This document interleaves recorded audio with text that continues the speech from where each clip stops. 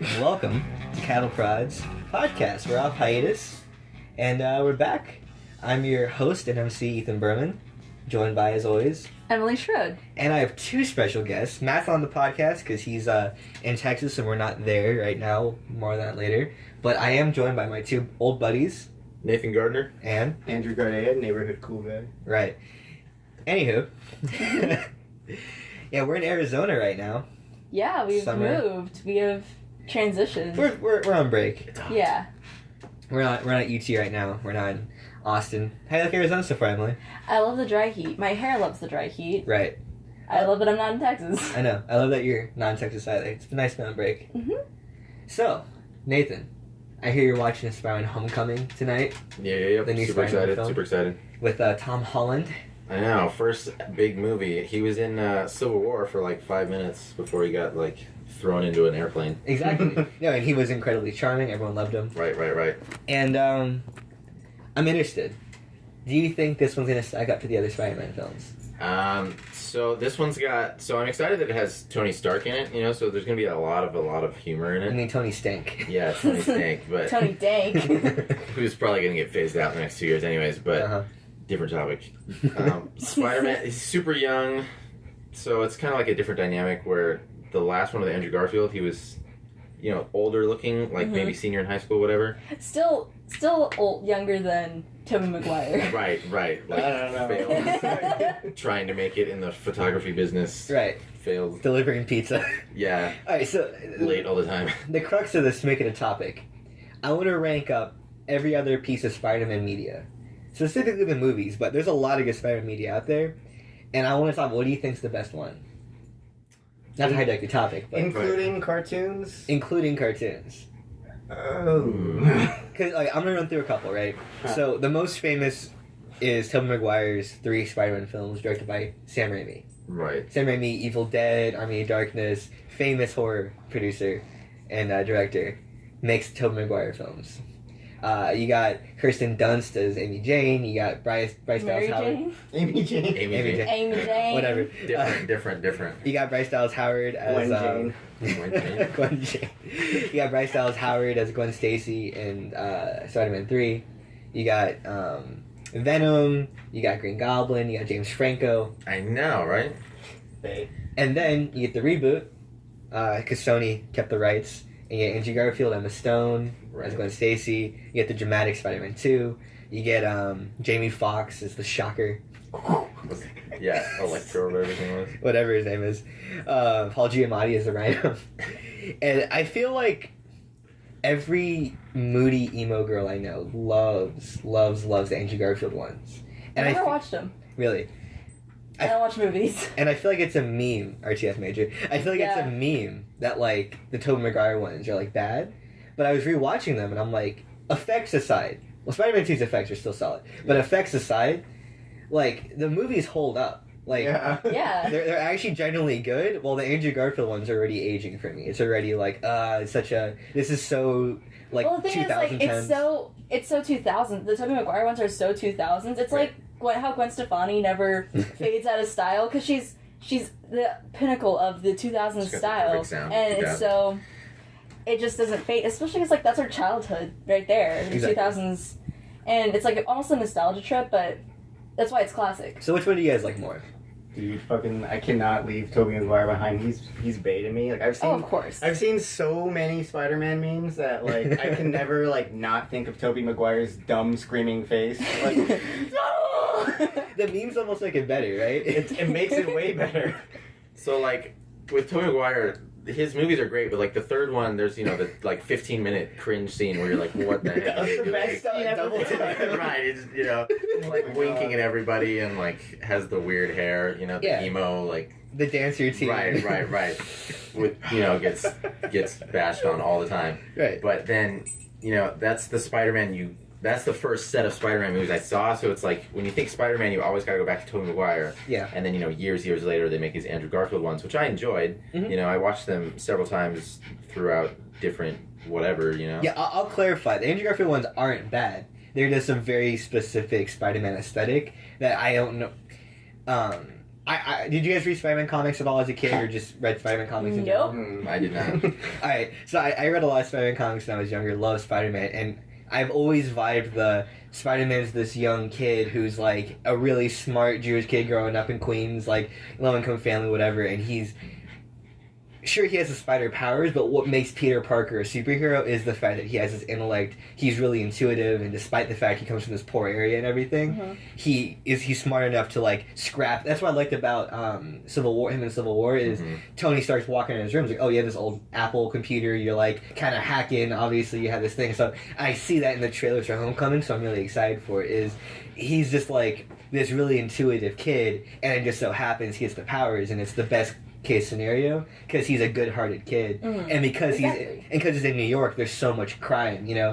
And I find it funny, my two favorite superheroes, Superman and Spider-Man, they're both in New York. You know, Metropolis is fictional New York, and then Spider-Man's in actual New York, you know. But they're in New York, and they're just these paragons of good, whatever. But if you think about Spider-Man's powers too, he's actually really like OP because he has super strength. He can crawl on anything. He has these webs, like Spidey senses. And another thing I want to point out too, that I think that the Tom Holland from Civil War really nailed is if you read the comics, Spider-Man creates his own villains because he's a punk kid. So he constantly trash talks. Like when he's fighting Green Goblin, Vulture, all these people, he's like, oh hey, you missed this, like those are great. He's like, hey, get those glasses fixed, Doc Ock. Like he's constantly He uses all that like super annoying. Yeah, he's like, annoying. Like a younger brother, like punk. you just want to like exactly. Yeah. He's an annoying 15-year-old kid with like superpowers. So that's what I love about it. And I feel like him with the Avengers takes it away because it's like, come on, grow up, kid. He's trying to whatever. But when it's just him, guys. When it's just him on the streets, like cleaning up crime, he's such a dick, and I love it. And that's why I'm excited for Homecoming, because I'm excited to see him just trash like Michael Keaton as Vulture, you know. But anyway, so I still have to say, I've always liked the Spider-Man that had a lighter tone, that was a lot more like bright colors and really soft comics. It's more fun. You watch a superhero movie for, fun. And Andrew Garfield, it's like, my parents are dead, Uncle Ben's dead. Yeah, he's almost like borderline emo, because he's so quiet, but at the same time, it's like, he's just nonchalant about whatever he does. Well, Andrew Garfield just plays autistic all the time. So right. All of his characters are borderline autistic. My like big, not a big problem, but like one of the reasons that I prefer the Tobey Maguire Spider-Man over Andrew Garfield is because in my mind, I've always known Spider-Man to be like just this like dorky nerd, like awkward kid. Yeah. And, like, that's pretty much what Tobey Maguire is, like, on the daily. Yeah, Tobey Maguire, you see Tobey Maguire and you'll always think Spider-Man. Yeah. You don't even have a glimpse of Great Gatsby, like, in your head. No, not even. It's all Tobey Maguire. Like, I feel like the kid playing Spider-Man now is gonna, like, grow out of it eventually. He'll do other good things. But he's British. He's British, too. So he so he also has the British thing going, the British complex. Yeah. Like he's super young, and it's super weird because in Civil War, when I saw him, I looked at this kid. I was like, "Is that CGI?" Like he just didn't look right. Like, he's so young. He has no facial hair. He's like super clean. I'm like, that's not CGI because you go watch these older films where they're trying to get CGI humans like super perfect, and you're like, "Oh, well, that's just CGI." You can tell. So now you look at it and you're like, is that CGI? Because even in Rogue One, like CGI Princess Leia was spot on. Right, but you go back to like Tron Legacy, and it's like, you're like, oh wow, yeah, you can tell. it's just photoshopping Jeff Bridges' face on those body. It's not even like bring up the Mummy, the Rock, Scorpion. Jesus fuck. All right, so I think another thing that'd be fun is out of the two, right, the two major movies, who do you think's the better female companion? Do you think Emma Stone or Mary Jane? I like Emma Stone more than I like Kirsten Dunst. Right. Same. Yeah. I think the character was just like written a lot better in The Amazing Spider-Man. I agree. But, I feel like Mary Jane's character was kind of just so boring. I mean, I felt the same thing, but I watched the first one over and it's like, oh wow, like Peter's trying to go to school and he's like he's taking the trash out and he hears Mary Jane getting beat by her father or stepdad or whatever, and she's like going outside to cry and they have this little moment, or she's just helpless. She's whatever. She's interning at Green Goblin Corps, whatever his name, whatever Truman Corps, whatever. James Franco Corps. Yeah, James Franco, whatever it's called. And it's like, oh, Peter. Hi, Peter. Oh, hi, Peter. So stop playing psychiatrist with me, Peter. Oh, Jesus. But yeah, I feel like that was definitely a thing, though, is that Emma Stone is the better female companion. I feel like Amazing Spider-Man had some really good talent in it. It's just the original Spider-Man are so dang charming. I'm excited for the talent in this new Spider-Man Homecoming. There's so many names. Like, Zendaya's in it. Yep. I know. And Donald Gambino's in it. Donald Glover's in it. Yeah. he's in everything. He's doing good for himself. Sidebar. Speaking good, doing good for himself. Han Solo movie, In Danger. Oh, yeah. New director? Yeah. Because they fired the original, too. What? Yeah, which... I am gonna... Who is it now? It's that, I'll make a sidebar to talk about it really quickly. What scares me about Star Wars... How long are we? Sorry, no. To make a comment on it. 7 minutes in. Cool, that's fine. With the new Star Wars film, they fired them because they're going too far off. And I was reading this really interesting article about it, and they're talking about, like, what's scary about that is that means there was no rules for Star Wars other than here are things you can't do. Right. Like, they revealed, like, the producer that's overseeing it, because, like, J. Abrams just directed the first one, and, like, Rian Johnson's just directing 8, and the guy who directed Rogue One just directed Rogue One. Like, they're not all talking to each other. It was an overarching kind of like how Kevin Feige produces all the Marvel movies, so he oversees all the Marvel lore and makes sure everything's totally consistent. Correct. Yeah, that's what it's Spielberg's producer. I can't remember her name, but it's Spielberg's producer. And she's essentially, like, looking over these films. But, like, when J.J. Abrams directed Force Awakens, there was no roadmap. It was like, do whatever you want to do. There's no general arc made for this whole new trilogy. It was literally like, you just can't kill General Leia. You can't kill Luke. You have to have Luke in there. Blah, blah, blah. But he's like, can I kill Han Solo? They're like, yeah. Can I do this? Yeah. Han Solo asked to be killed. Yeah, he did. I mean, he should have been killed earlier. He was tired of it. Should have been killed in 6. But yeah. But it's scary to me because I had a lot of complaints about Force Awakens. We talked on the podcast, written about it, it's the whole thing. But what bothers me is that everyone defended it. Like, no, trust me. Even though 7 feels weird, when you watch 8, it all makes sense. But what this proves is that they had no idea what they were doing in 7. J.J. Abrams was like, wouldn't it be cool if Rey was just dumped on a planet and we don't know what her background is? And wouldn't it be great if she was just perfect? Yeah. It's right, she's just on we know how to use everything and, like, can fight a trained whatever. Yeah. So, a trained Sith Lord. An actual Sith Lord. So I had a big issue with that. But... Spider-Man? Yeah, Spider-Man. Well, going back to what I was saying about, like, how, you know, Tobey Maguire is obviously, like, the dorkier Spider-Man. Like, I as soon as they showed Andrew Garfield as Spider-Man, I hated him just because he looks like a Hollister kid. Yeah. Like, he looks like... yeah. Besides, you know, playing, like, the autistic kid all the time because he just kind of is. He seriously just...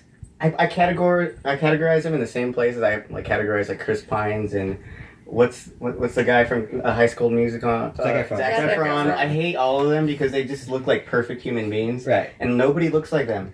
But everybody loves them. And it's just like... It depends on the role, right? Like, it depends on the... Like, Zac Efron's perfect for Baywatch. Right. Because he's a chiseled guy. Okay, no, yeah, that's fine. But when you're like, oh, it's Peter Parker, the relatable kid, dorky kid from New York. He's one of us. And it's like, no. It's going to be Andrew Garfield, who... yeah, that's what I mean. What's your stance on Spider-Man's webs? Like, do you want... Like, out of his wrist or out of the little contraption? Yeah. Do you have a stance on that? Whatever's more true to the comics, I'm pretty sure that's, you know, out of the thing. But, the thing is, I watched the Spider-Man movies before I, like, knew anything about, like, the comics. Sure. So when it was coming out of, like, Tobey Maguire's, like, wrist, I'm like, oh, okay, that's fine. That's how it happened. And then everybody else was, like, complaining, and I'm like... Oh, okay. People complained about that? Yeah. I complained about it. And everybody who didn't know about the comics when they saw Amazing Spider-Man complained about it coming out of a watch instead of his arm. Exactly. Which is what I did because I didn't know anything. Yeah. I walk out of the theater, I'm like, why is it coming out of a watch? And my dad's like, oh, it's the comics. That isn't canon. Yeah. Wait a second. Yeah, so, I don't know. I have faith in the new Spider-Man film. I have faith in all of these new films because of the fact that I think that we hit this renaissance of people who care about dork culture making them. Right. But I also, my old sentiments stand that I hate all of it because it's just, here's your bone, here's your bone, here's your bone. And I like this period because we just so happen to be in all the movies are actually gonna be good. Like Guardians of the Galaxy Volume 2, solid film. Fantastic. That's so good. Wonder Woman, I loved it. Oh Great amazing film. You need to watch it. It's really good. And then Spider-Man. So the reviews are out. Everyone's saying they loved it. Great film. So we're hitting this little soft point of, cool, I think Last Jedi might be great, right? Right. This little point where everything's good. But next year, there's going to be 5 more of these out. And are those going to be just as good? Is everyone going to be a home run? Because last year, I had a lot of, like, Doctor Strange is totally forgettable. Yeah. Right?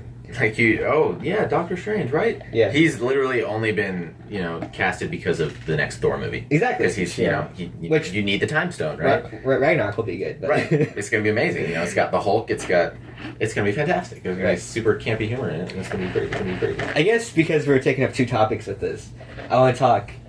Let's just transition into franchise, I guess, and talk about how much longer do you think this can go on? I think as long as they can still capitalize off of it. Because have you noticed, none of the movies that are coming out are really originals. No. Like, we know the story of Wonder Woman, and we know everything's basically sequels. Yeah. Or stuff we've seen before. Mm-hmm. Jurassic World 7, Dawn of the Planet of the Apes, War of the Planet of the Apes. So here's my thing. Marvel isn't just doing movies; they're doing a lot of TV shows also. So I feel like after Infinity Wars, there's going to be like this weird transition period where they're changing actors or fizzling out characters and bringing in new characters, because the Avengers isn't just this group of people. It's this giant universe of random people are the Avengers. So, Spider-Man is an Avenger, but he wasn't in the original Avengers. No, yeah, it's the new Avengers. Right. Yeah. So it's this new lineup of Avengers. So I think that will Iron Man be part of these MCU movies for the next 10 years? No, he'll probably get fizzled out after another Iron Man movie. Yeah, I mean, they already fizzled out Hugh Jackman from Wolverine. Right. So, and think about those. Yeah, I know. Those were earlier Thousands films, right? So Robert Downey Jr. is 2007. Like 2007 was when the first Iron Man film came out. That's 10 years ago, and he's getting paid millions. That's why they're trying to do so many things without him, and they only wheel him out when they need him to introduce, hey, new Spider-Man film, but watch it because Tony Stark, right? Like, they bring in a new Avenger, and it's like, oh, wait, Tony Stark's recruiting me. Exactly. So it's like, Black Panther's going to be weird. I don't know if I'm going to like it as much. Like, the aesthetic of it looks cool, whatever, but I don't like the whole... The trailer didn't get me very hyped. No, I don't care. Like, oh, my father's killed. It's a new character that people aren't, like, super... It's like when Hawkeye was announced, right? Yeah, right? So Hawkeye was like, oh, he was in Thor for 5 seconds and shot at him in the one scene, right? And so Avengers pops up and they announce the roster and Hawkeye's on there. Everyone's like, oh, who's Hawkeye? And then they show this road to Avengers, and they're like, oh, Hawkeye was in this movie. And we're like, what? Yeah, you gotta go watch Thor. And he's like, oh, there he goes. Yeah, I remember my uncle... Same with Black Widow, My uncle told us, like, yeah, dude, there's a Hawkeye cameo. It's the guy with the bow. And I'm like... Okay. Okay, what? You mean Green Arrow from DC? Like, yeah. I care about him more than Hawkeye, but...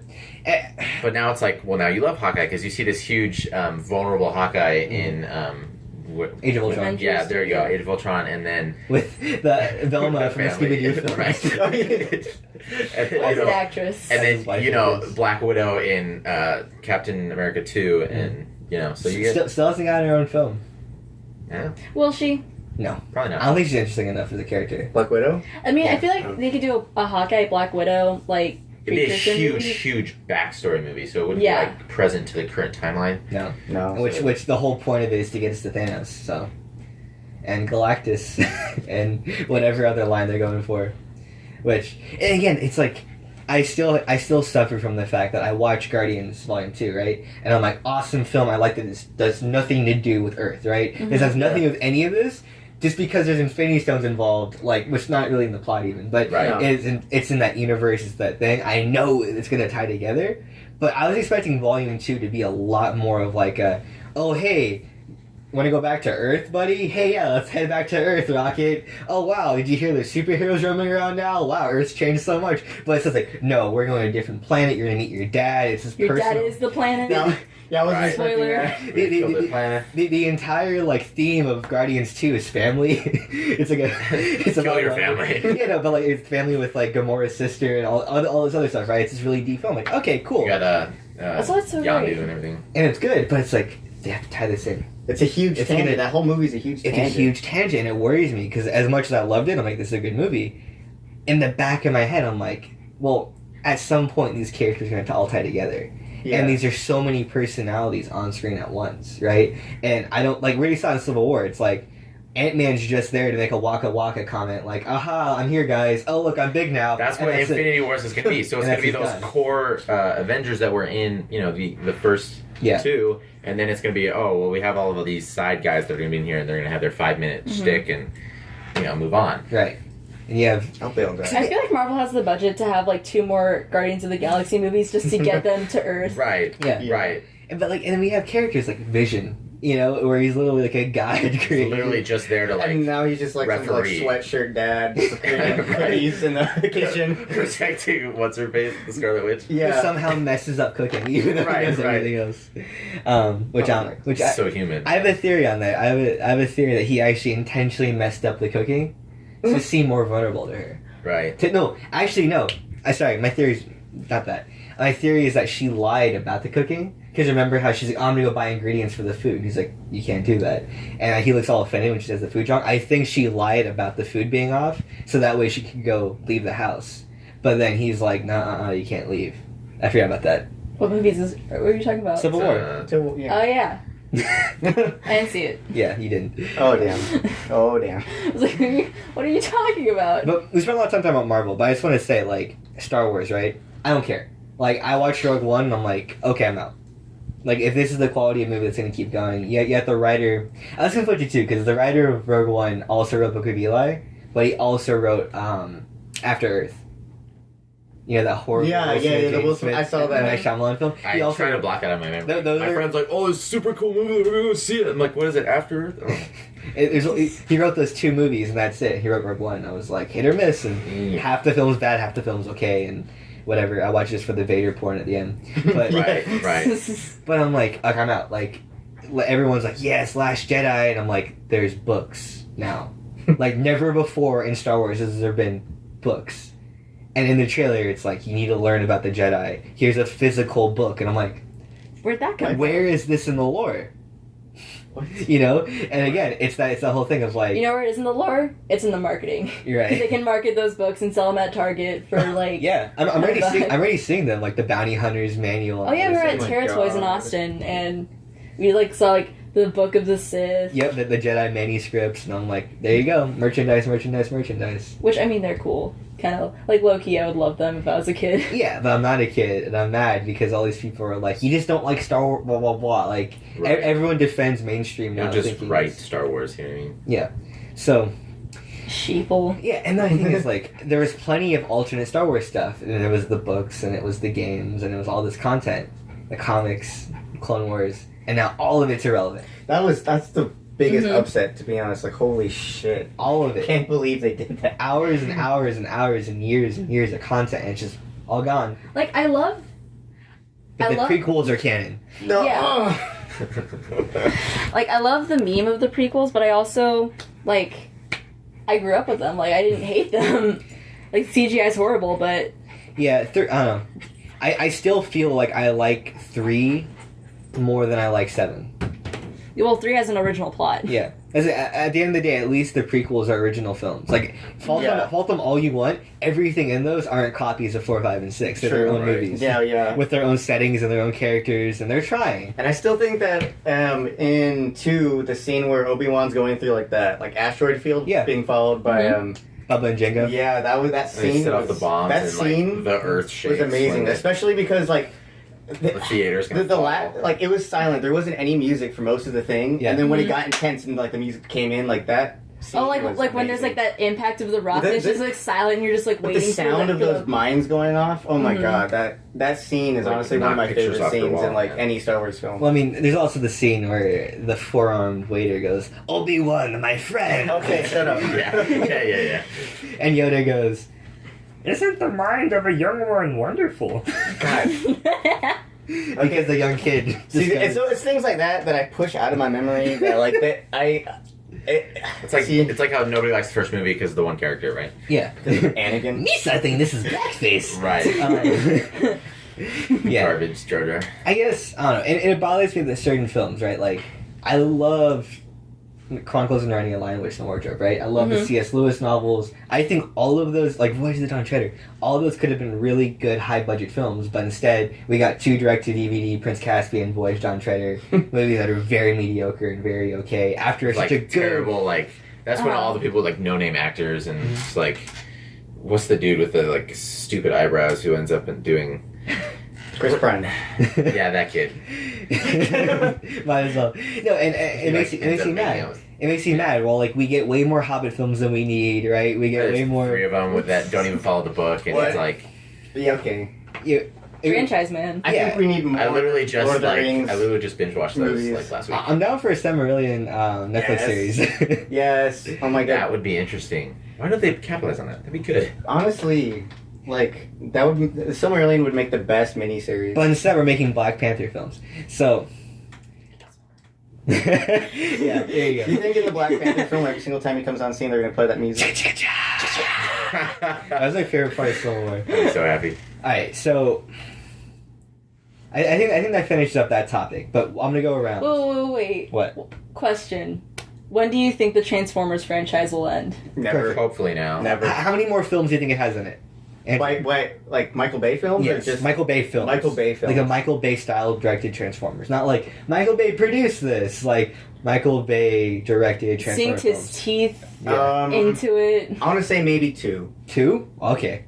2. Like, one after this, and then another one in there. I stopped watching after, like, Shia got booted out of it. Right. So, like, I heard Mark Wahlberg doesn't want to do it anymore. Yeah. So it's like... I wouldn't either. Who's going to go and... It's going to die. I give it, like, maybe one more, like, mediocre, like, 2-star movie. I was sad that, fucking... Shit, I literally just forgot his name, but Hannibal. Who? Hannibal Lecter. Oh, Anthony Hopkins. Anthony Hopkins. Was in the most recent I was one? kind of sad that he was in it, but I heard that his performance wasn't bad. No, everyone likes him. They're just, like, the writing of the characters. Like, Yeah, that's what I was sad. Like, don't do this to yourself. Don't be in a Transformers movie. I think Michael Bay has one more in him. I agree that he has one more, and I think he's going to end it off on, like, a solid note. I think it has to be recognized that he has created an art form out of high budget. He employs, like, a full city worth of animators for that thing. Mm-hmm. There is an art to it. Filmed in Arizona. Yeah, right? Yeah, they did, on our base. On the 303, man. I just think that there was a time and place. I always say the first Transformers film was from a different America. Like, the first Transformers film was a great movie from a different time where you could just throw a girl up on camera and, like, unabashedly have her in short shorts. Right. America! Yeah, everyone's cool with it. Like, bending over the motorcycle. Old school Camaro. Yeah, there's also a formula to the movies as well. Yeah. Of putty pop, like, human drama to just robot porn. And, like, the first one, it's like, anyone remember Josh Duhamel Skyping his family? Being like, hey honey, I'm here deployed in Iraq or Kuwait, keep the kids safe from me. And then he's fighting robots in the sand, his entire troop, and it's like, no, our buddy died from Delta Squad. And then by the second or third movie, they're like literally parachuting into, or paragliding. They're like flying through into Chicago. That's under siege by robots who are trying to terraform and turn Earth into another Cybertron. Which I feel like the third movie would have been so much better if Patrick Dempsey wasn't the bad guy. Right. Because he can't play bad guy. Can you take him serious as the bad guy? You have an 80s dorky right, like you can't. You got like Can't Buy Me Love sitting there trying to take over a city with. No. But this is such a right. You have the Hangover Asian guy. Yeah, I know. So yeah, which can't play serious role ever. How many more films do you think Michael Bay has in it? I think he will milk it till he dies. You think he has what, like 7 more films until he dies of a cocaine overdose? Until like new generations come in and don't remember the old. No, ones. he's gonna like die of like he's gonna be like snorting like Decepticon dust. I think he'd be doing a Beast War reboot. Dude, I hope. That'd be the most lit thing ever. Because I want him to leave this and go straight to like doing a He-Man series. Oh my god, that I would watch that. I used to watch like old He-Man cartoons. I would fund that. Yeah. Well, yeah, I just want an OG. Like the best episode of Community to me is the G.I. Joe episode. It's all animated. It's like the old school G.I. Joe. Oh, that was so fun. Cobra Commander. All right. Well, great topic, guys. Super topic. First part, Spider-Man. Second part, franchise. Solid half hour killed talking about that. Emily, take it away with your topic. All right. Well, I recently flew thousands of miles I flew around the world From the to Republic see my of Texas. boyfriend in Arizona. Yeah. And I met his parents for the very Love is Gay. Love wins. Can that be the title of the podcast? Yeah, Love wins. Gay. Love wins. And I met your parents for the very first time in the airport. Yeah. I was scared to death. Like, packing, I was like, I'm just gonna be stuck in Arizona for like a week. Mm-hmm. And if these parents don't like me, You're screwed. I'm screwed. Yeah. It's not like I'm driving, so I can't just like leave. Yeah, bounce. It's like, oh, I'm a ticket. Bounce. No, like, I'm stuck. Mm-hmm. And? It went great. I'm glad. They love me. I assume they like me. Right. They like you. Unless they're like putting up face, they're just like incredibly good actors. Right. Your mom is so sweet. I get along with I love that your dad loves puns. Right. Full disclosure, never met your mom. Really? But your dad literally just like you. Yeah. Met him that one time at the Star Wars premiere, and I was like, is that Berman in like 30 years? Exactly. It's like, okay. You're like twins. It kind of. I didn't know how to interact with his dad at first, but like I heard him and his dad interact, and I'm like, all right, so he's Ethan. Just talk to him like he's Ethan. Yeah.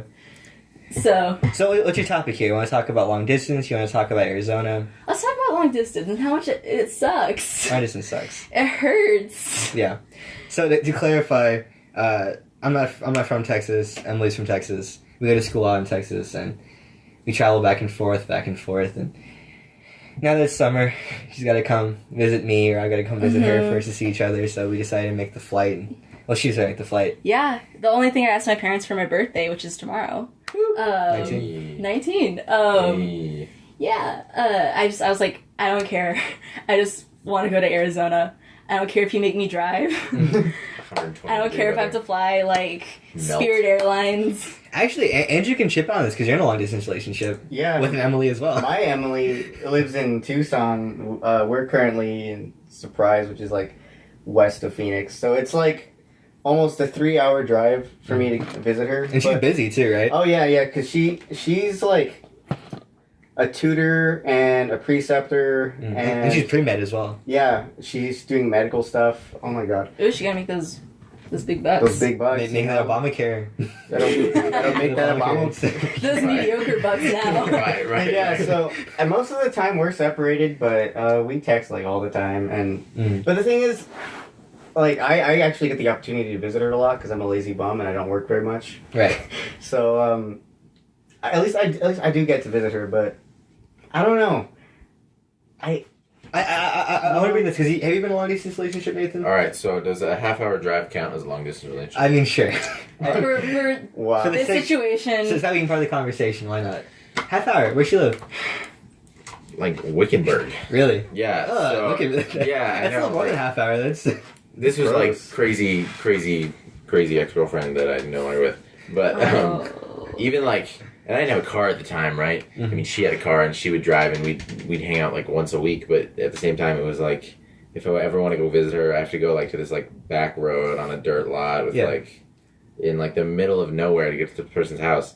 I'm like, I don't feel safe here. I'm gonna get attacked by like wolves or something. And, like, coyotes. We passed through Wickenburg. That's where those roundabouts were when we were coming back from Sedona. Yeah, the like super sketchy roundabouts where you feel like you're risking your life just to get to somebody's. Yeah, Jesus. Not about it. That's wild. Of course, you're gonna find a crazy person in Wickenburg. Yeah, well, Wickenburg feels like one of those old Pearson meth communities that like. Yeah. Like you go out there to hide from the. Yeah. It's like for reference, to anyone's not from Arizona. If you play GTA 5, the area that Trevor lives in.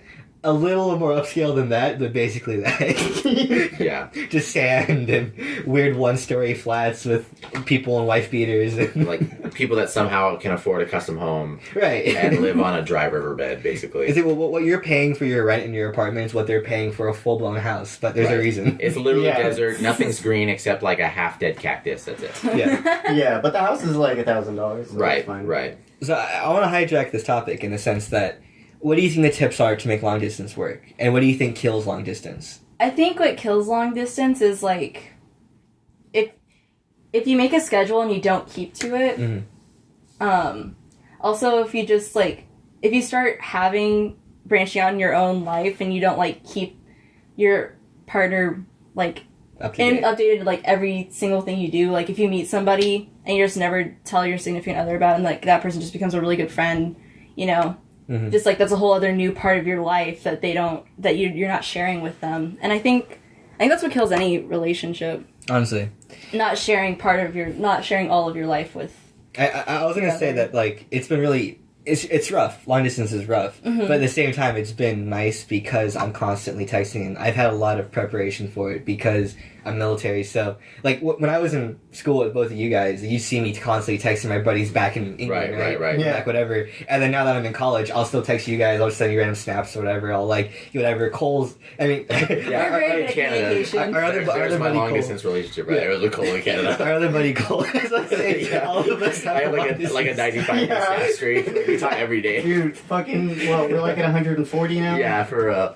I'm upset because we're at like 100. Like we're at like a high thing, and then like the lowest one. I would feel like he went out like drinking or whatever, and then he just didn't send me a snap, and then I ruined it. I was like, come on, Cole, come on. He's like being carried back to his apartment, like drunk. And, oh my god, poor guy. But Cole is literally living like the most lit college life probably all of us. He literally lives in a classroom. in an editing lab. Yeah, he's at school 16 hours a day. Goes out, drinks, gets drunk, goes back. Longboards, busts his leg open. Right, like shreds this hill and like kills himself, and then goes back to school. Yeah, which gets healthcare. Yeah, right. Free healthcare, and it's like no big deal, right?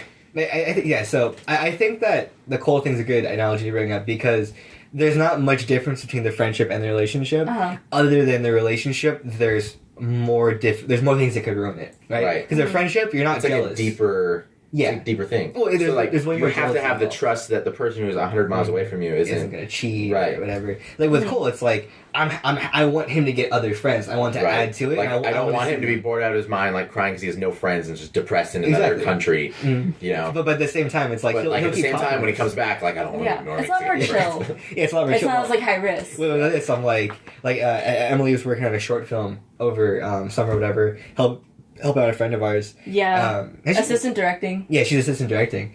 And it's this whole thing of I'm like, hey, how's the set going? Hey, what are you on set? Hey, how's those meetings going? I had my phone away because I was just like... Yeah. Like, basically, like, filling in every single different role, picking up everybody's different slack. And it constantly, like, rescheduling time because we'd go overtime for certain scenes, so then I'd have to, like, cut and paste, like...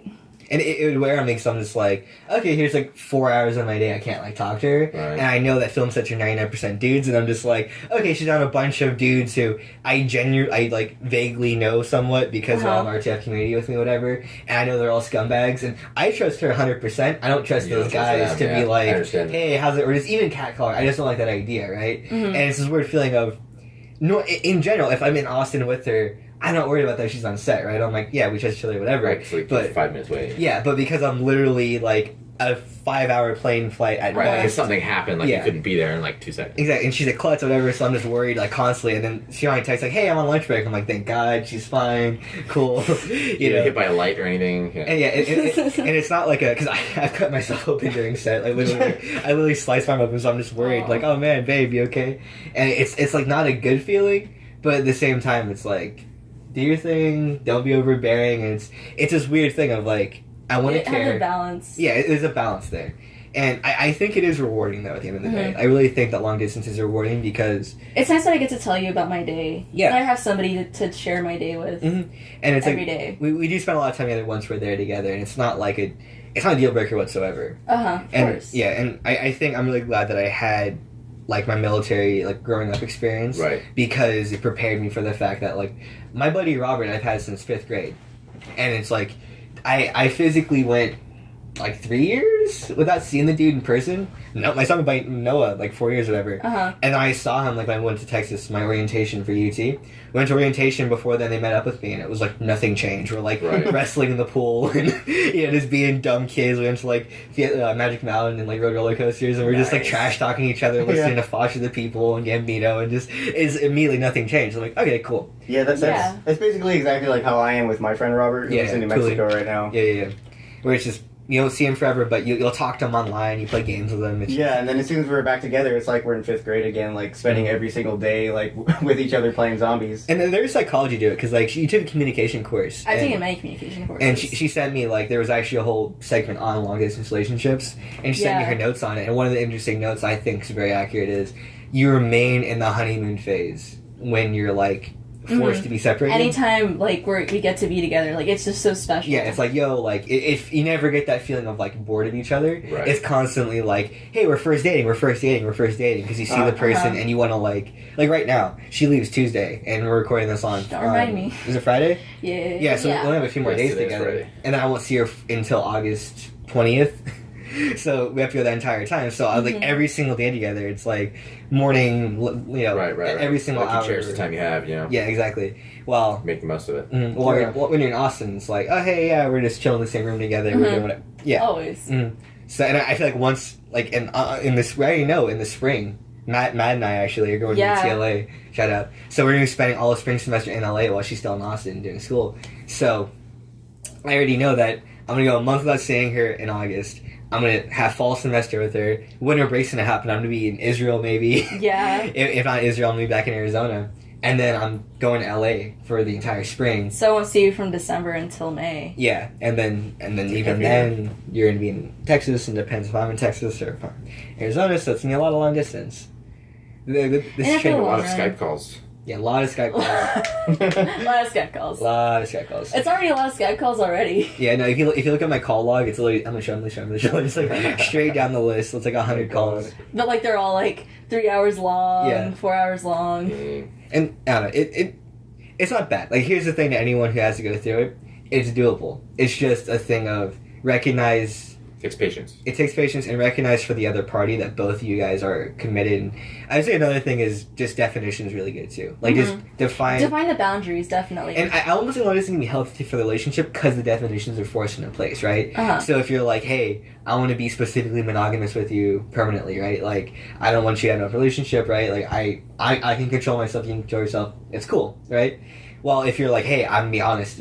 If we're not getting together for 3 months, like you and Emily, Andrew and Emily, like you'll go the entire time, right? Like the entire time that we're both in school, we're like grounded where we are. Like she'll be in Tucson for the entire semester, and I'll be here for the entire semester. The only time I get to see her, it's like, okay, I need to take some days off of work. I'm like, okay, I'm gonna visit you for like 2 days. Yeah, so it's like if you're in that long period of time, like you guys obviously are monogamous, but like if someone was like, I'll be totally honest, I can't be, and then she's like, I'll be honest, I can't be. long distance relationships across like different countries. Yeah, it's like sure, you can be with other guys. Yeah, it's like, you define it, right? Like personally, the rules. Personally, not the rules. No, not for any of that. But as long as the rules are set, it's like it's healthy, right? Like it's just figure out what you need, and it's better for your relationship because it's like, hey, at all in general, I don't need anyone else. I'm cool with this. Well, hey, like I'm cool if you get like a really close friends to kind of fulfill that like emotional gap, But I don't, know anything physical, whatever. Or hey, I'm cool with you doing this, and I think it's good for the relationship in the long run because you realize how serious you really are with this person by how much you're willing to give up for them,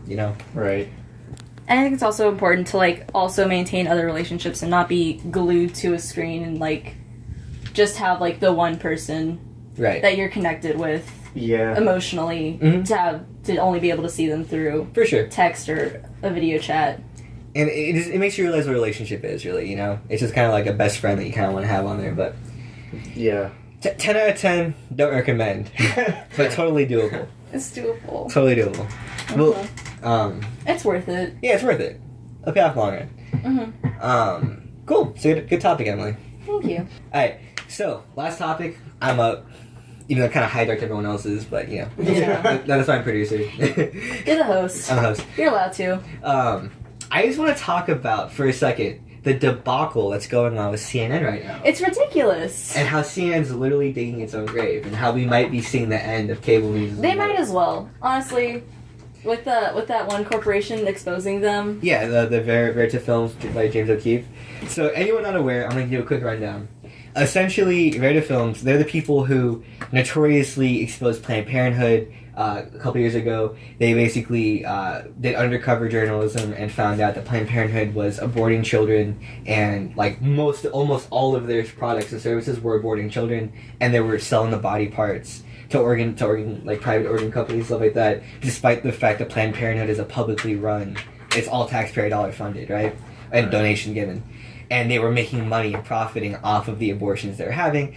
It was always suspected, but there was no physical proof, and it was always, oh no, we provide immigrants, checkups, blah, blah, blah. But it felt like they got on camera them admitting, no, Planned Parenthood is basically just a place for abortion, blah, blah, blah. And there's a huge legal battle. James O'Keefe got arrested for actually recording this, and then he sued, and he was found innocent, totally acquitted, everything's fine.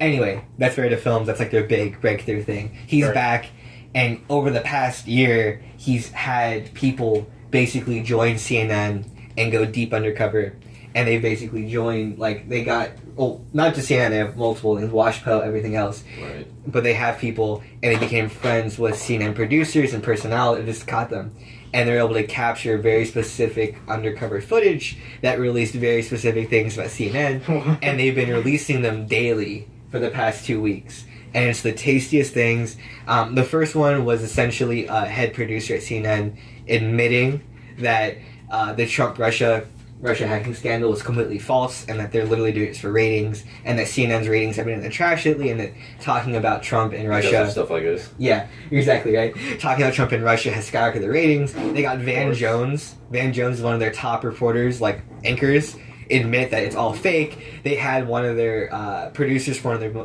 Chris Cuomo show, one of their most famous shows, literally said that it's all fake, and that the average American's an idiot, and that's why they lie to them. It's true.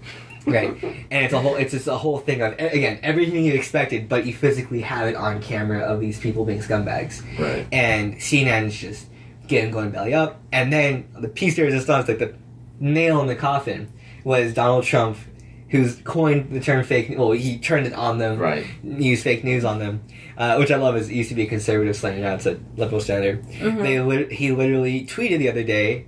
A meme, a GIF. He's glad to see CNN's getting caught for all the lying they've been doing. They're very fake news, and posted a GIF of him when he's on WWE beating up Vince McMahon. Someone had photoshopped over Vince McMahon's face CNN's logo, and Trump tackles and starts beating up CNN. Oh my god! And he posted on his Twitter, got 500,000 likes and 300,000 retweets, and everyone loves it. Everyone thinks it's hilarious. Well, CNN tracks down the origin of the meme, or what they thought, and they tracked down to a Reddit user named Han Asshole Solo, and on Reddit, and they went through all of his posts, and it's his alt account, obviously not his real identity, blah blah blah, and he's just a massive shit poster, and it's constantly just on all these r/Donald, r/ all these like really edgy sites, and because it's his fake account, like a lot of kids do on the internet when they're young, constant swearing, constant racist stuff, uses the N-word, uses a bunch of like really like fake anti-Semitic Jewish comments, blah blah blah, and CNN, being the dinosaurs they are, look at this and don't recognize that it's haha, he's just being a shitposter. They think this guy's unironically saying the N-word. He's a white supremacist. Donald Trump posted a GIF from white supremacists. Thus, he must be following a white supremacist, and that's how I got the meme. Not Donald Trump just saw a tasty meme on Twitter and shared it, right? Garbage. So CNN is trying to link Donald Trump to this and is asking him to take it down. He didn't, cause an entire conspiracy. CNN can't, like, after being exposed for being fake news, actually fake news. Mm-hmm. Why do they think that they have power over Trump? And here's the final nail in the coffin. CNN says, we tracked down who Han Asshole Solo really is. We found his real identity. We traced through all of his posts. What the fuck? And figured out who he really is. And if we contacted him and said that if he comes out and doesn't apologize or like makes another meme against CNN, that will release his information publicly. That will dox him. And everyone, it's incredibly, because especially because CNN's based in Georgia. Ted Cruz pointed out, and like on his Twitter, he was like, "This is 100% illegal in the state of Georgia. You're threatening to use someone's information. He can sue you and basically take you down." So. Everyone's free, even like the most liberal Democrats. Like there are some crazy ones who are still like backing him, but even the most like insane people are like, "Well, that's really creepy that CNN threatened what's probably a 15-year-old kid with doxing his information for the public because he made a meme about Trump. And all that, they're trying to equate Trump to being a bigot and a racist and an anti-Semite and homophobe because of this dude's previous post, as if they don't understand that you just see a GIF and go, cool, post, right? Yeah. Think about the internet, think about the aggregation, think about Imgur and Reddit and blah, blah, blah, where someone just makes front page and you go, lol, and you share it, right? You don't go, I wonder who made that, I wonder if his history is sketchy or not, right? So this raises questions about internet security, it raises questions about, you know, are they going to start attacking every random Reddit poster? Are they going to start attacking every 4chan user? Think about the trash on 4chan. Shit. And if every single person with their identity revealed, and at the end of the day, it's like we can have a real discussion about is the anonymity what's causing a lot of this garbage, toxic culture of the internet? But at the end of the day, freedom of speech, right? Freedom of speech also, like, it's not gonna help CNN. No. No one's gonna see that CNN doxed this kid and like be like, okay, this is worth their while. You feel sympathetic for the kid. This is yeah, no, it's not gonna make CNN the good guy. No. So there was a nail in the coffin. Essentially, Trump was just like, this is pathetic. Everyone was just like, this is pathetic. And CNN's ratings, as of today, they're the 13th ranked thing on cable news, on cable. And they actually are getting beat by Yogi Bear reruns in ratings. The ratings are actually down ever since people found out about it. People are still, Verita Films are still releasing like anti-CNN stuff, pointing out all these things, pointing out how they've been lying about Trump and the number one things are all fake. And those made like number one, number two trending on YouTube every single day they release. Everyone's just hashtag fake news. And on top of all of this, they reignited the meme war. Because anyone's not aware. I mean, you look at the funny features today and it's all about CNN. All CNN. And essentially, back in Gamergate era, so this is like 2 years ago, it was a whole thing about really SJW feminists opened up GTA 5 and they like watched it for the first time and were like, this is sexist, this is racist, this is offensive, and they just freaked out. They never played a video game in their life, but they looked at this art form after they've been polluting film and television and all this other stuff, and they looked at video games and were like, oh my god, every woman in video games are objectified, every single man character is this violent, evil character, blah, blah, blah, and they freaked out, and it started this whole controversy between ethics in game journalism because people found out about journalists sleeping with game developers, giving better reviews and all this stuff, and that started the first original culture meme war, right? Was this Gamergate controversy of should feminism and should SJW stuff be in our video games? And then the next level was the election. Was Gamergate ever really ended? It kind of ended, but like it didn't really. And then that turned into the election, and that was the great meme war. That's where the Pepe, that's where Hillary Clinton's Pepe is a hate symbol. Yeah. And you have, Trump got named into the presidency by Kek, the Egyptian frog god, and that whole thing. And just everything was just so started off Kekistan and Kapistan, entire false countries were created that were like meme nations, essentially. God. And now that CNN's done this, everyone put their guns down. Everyone retired. There's like tombstones, like everyone who fought in the Great Meme War of 2015, 2016. Those are like the funniest memes right now. And now it's like it's back up. CNN's the enemy. Let's kill mainstream media. So before Nathan has to leave, do you think CNN's like? Do you think we can see the end of a platform, or at least they're going to be so relevant they're going to be like National Enquirer, where it's like you don't even care about it, it's just garbage that squawks. CNN's going to become like the scum of all news, and it's going to be there, but nobody's going to read it. Sure. It's going to be like what people go when like the memes are boring, so they need to go find something funny to make their life better. You know? Sure. That's CNN. Andrew, what do you think? For me, I already treat both Fox and CNN as like the National Enquirer. I get my memes. I get my news from memes. That's more accurate, to be honest. Right. How about you?